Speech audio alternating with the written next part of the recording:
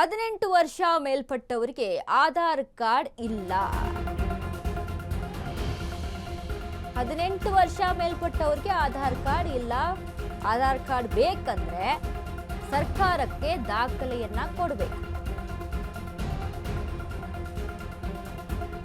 Assam CM Himanth Biswa Sharma ಮಹತ್ವದ ನಿರ್ಧಾರವನ್ನು ತೆಗೆದುಕೊಂಡಿದ್ದಾರೆ.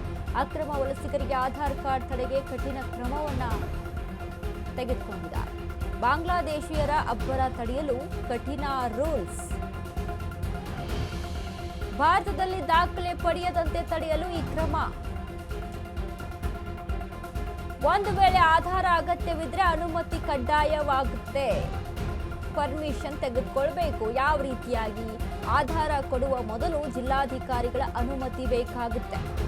ಸರ್ಕಾರಕ್ಕೆ ಪ್ರಸ್ತಾವನೆ ಸಲ್ಲಿಸಿ ಅನುಮತಿ ಪಡೆಯಬೇಕು. ಕೂಲಂಕುಷವಾಗಿ ಪರಿಶೀಲಿಸಿ ತೀರ್ಮಾನಕ್ಕೆ ಬರಲಿದೆ ಸರ್ಕಾರ. ವಲಸಿಗರು ಆಧಾರ್ ಪಡೆಯುತ್ತಿದ್ದಾರೆ ಎಂದು ಅನುಮಾನ ವ್ಯಕ್ತವಾಗ್ತಾ ಇದೆ. ಸೊ ಹಾಗಾಗಿ ಅದೇ ಕಾರಣಕ್ಕೆ ಅಸ್ಸಾಂ ಬಿಜೆಪಿ ಸರ್ಕಾರದಿಂದ ಈ ನಿರ್ಧಾರ.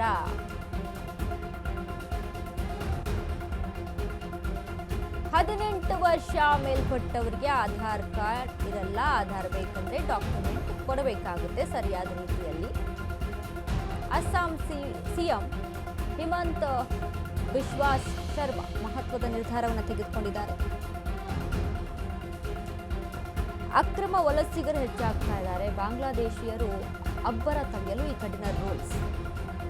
ಈಗಾಗಲೇ ಎಲ್ಲಿ ವಲಸಿಗರಿರ್ತಾರೆ, ಬೇರೆ ದೇಶದಿಂದ ಬಂದು ವಾಸಿಯಾದಂಥವ್ರು. ಈಗ ನೋಡಿ, ಒಂದು ಕಡೆ ನಮ್ಮ ದೇಶದಲ್ಲಿ ಎಷ್ಟು ಈಸಿಯಾಗಿ ಅವರು ಪೌರತ್ವವನ್ನು ಪಡೆದುಕೊಳ್ಬೋದು ಅಂತ ಅಂದರೆ, ಈ ಕ್ರಮ ಯಾಕೆ ಅಂತ ನೋಡಿದ್ರೆ, ಮೊದಲೇ ಬಾರಿಗೆ ಜನಸಂಖ್ಯೆಗಿಂತ ಆಧಾರ್ ಕಾರ್ಡ್ಗೆ ಹೆಚ್ಚಿನ ಡಿಮ್ಯಾಂಡ್ ಇದೆ. ವಲಸಿಗರು ಆಧಾರ್ ಪಡೆಯುತ್ತಿದ್ದಾರೆ ಎಂದು ಅನುಮಾನ ವ್ಯಕ್ತವಾಗ್ತಾ ಇದೆ. ಇಂಥವರಿಗೆ ಆಧಾರ್ ಸಿಗಬಾರದು ಎಂದ ಅಸ್ಸಾಂ ಸರ್ಕಾರ ಇದೀಗ 18+ ವರ್ಷದವರ ಆಧಾರ್ಗೆ ಸರ್ಕಾರದ ಅನುಮತಿ ಬೇಕಾಗುತ್ತೆ. 18ರ ಕೆಳಗಿರುವವರು ಆಧಾರ ಪಡೆಯಲು ಸಮಸ್ಯೆ ಇಲ್ಲ. ಕೆಲವು ಜಿಲ್ಲೆಗಳಲ್ಲಿ ಹೆಚ್ಚಿನ ಪ್ರಮಾಣದ ಆಧಾರ್ಗೆ ಬೇಡಿಕೆ. ಜನಸಂಖ್ಯೆಗಿಂತ ಆಧಾರ್ ಕಾರ್ಡ್ಗೆ ಹೆಚ್ಚಿನ ಡಿಮ್ಯಾಂಡ್ ಆಗ್ತಾ ಇದೆ. ಆಧಾರ್ ಕಾರ್ಡ್ ಈಗ ಭಾರತಕ್ಕೆ ಬಂದ್ರಪ್ಪ, ಭಾರತದಲ್ಲಿ ವಾಸಿಯಾಗಿದ್ದಾರೆ ಅಂದರೆ ರಾಜ್ಯದ ನಮ್ಮ ಕರ್ನಾಟಕಕ್ಕೆ ಬಂದರು ಅಂದ್ಕೊಳ್ಳಿ. ಕರ್ನಾಟಕದಲ್ಲಿ ಅವ್ರು ನೆಲೆಸಿದ್ದಾರೆ ಅಂತ ಅಂದಾಗ ಬೇಗ ಇಲ್ಲಿ ಡಾಕ್ಯುಮೆಂಟೇಶನ್ ಮಾಡ್ಕೊಂಡು ಬಿಡಬೇಕು ಅನ್ನುವಂಥ ನಿಟ್ಟಿನಲ್ಲಿ ಕೆಲಸಗಳನ್ನು ಮಾಡ್ತಾ ಇರ್ತಾರೆ.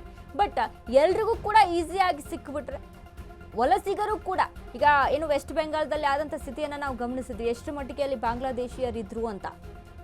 ಬಿಜೆಪಿ ಸರ್ಕಾರ ಯಾಕೆ ಬರೋದು ಬೇಡ ಅಂತ ಅಲ್ಲಿ ಎಷ್ಟು ಪ್ರಯತ್ನ ಆಗ್ತಾ ಇತ್ತು ಅಂತ ಅಂದರೆ, ಬಾಂಗ್ಲಾದೇಶಿಗರು, ಬಾಂಗ್ಲಾದ ವಾಸಿಗಳು ಕೂಡ ಅಲ್ಲಿ ಹೆಚ್ಚಾಗಿ ವಾಸವಾಗಿದ್ರು ವೆಸ್ಟ್ ಬೆಂಗಾಲ್ದಲ್ಲಿ. ಸೊ ಹಾಗಾಗಿ ಅಲ್ಲಿ ಸಮಸ್ಯೆ ಆಗುತ್ತೆ ಅನ್ನುವಂಥ ನಿಟ್ಟಿನಲ್ಲಿ ಬಿಜೆಪಿ ಸರ್ಕಾರದ ಮೇಲೆ ಅಷ್ಟು ವಿರೋಧವನ್ನು ವ್ಯಕ್ತಪಡಿಸ್ತಾ ಇದ್ರು. ಈಗ ಅಸ್ಸಾಂನಲ್ಲಿ ಹಿಮಂತ್ ಬಿಸ್ವಾ ಶರ್ಮಾ ಹೇಳ್ತಾ ಇರುವಂಥದ್ದು, 18ರ ಒಳಗಡೆ ಇದ್ದರೆ ಅವ್ರಿಗೆ ಈಸಿಯಾಗಿ ಆಧಾರ್ ಕಾರ್ಡ್ ತೆಗೆದುಕೊಳ್ಬೋದು. 18ರ ಮೇಲೆ ಇದ್ದರೆ, ಈಗ ವಲಸಿಗರು ಅಂತ ಅಂದರೆ ಯಾರು ಚಿಕ್ಕ ಮಕ್ಕಳು ಯಾರು ಬಂದು ಇಲ್ಲಿ ವಲಸಿಗರು ಅಂತ ಬರಲ್ಲ. ಬಂದವರು ಅಂತ ಅಂದರೆ ಈಗ ಒಂದು ಏಜ್ನ ಮೀರಿದಂಥವ್ರೆ ಇಲ್ಲಿ ಬಂದು ವಾಸವಾಗ್ತಾರೆ. ಹಾಗಾಗಿ ಯಾರು 18ರ ಮೇಲೆ ಇರ್ತಾರೆ ಅಲ್ವಾ, ಅವ್ರು ಆಧಾರ್ ಕಾರ್ಡ್ ಪಡೆದುಕೊಳ್ಬೇಕು ಅಂದರೆ ಸರಿಯಾದ ಡಾಕ್ಯುಮೆಂಟೇಷನ್ ಕೊಡಬೇಕಾಗುತ್ತೆ. ಫಸ್ಟು ಅಲ್ಲಿ ಜಿಲ್ಲಾಧಿಕಾರಿಗಳಿಗೆ ಪರ್ಮಿಷನನ್ನು ತೆಗೆದುಕೊಳ್ಬೇಕು. ಅವರ ಒಂದು ಅನುಮತಿ ಸಿಗಬೇಕು. ಎಲ್ಲ ರೀತಿಯಲ್ಲಿ ಪರಿಶೀಲನೆ ಆಗುತ್ತೆ. ಡಾಕ್ಯುಮೆಂಟೇಷನ್ ಏನೇನಿದೆಯಲ್ಲ ಎಲ್ಲವೂ ಕೂಡ ಪರಿಶೀಲನೆ ಆಗುತ್ತೆ. ಅವರ ರೇಷನ್ ಕಾರ್ಡ್ ಆಗಿರ್ಬೋದು, ಆಧಾರ್ ಕಾರ್ಡ್ ಬೇಕು ಅಂತ ಅಂದರೆ ಬಂದು ರೇಷನ್ ಕಾರ್ಡ್ ನೋಡ್ತಾರೆ, ಅಲ್ಲಿ ಸರ್ಟಿಫಿಕೇಟ್ಗಳನ್ನ ನೋಡ್ತಾರೆ. ಸೊ ಹಾಗಾಗಿ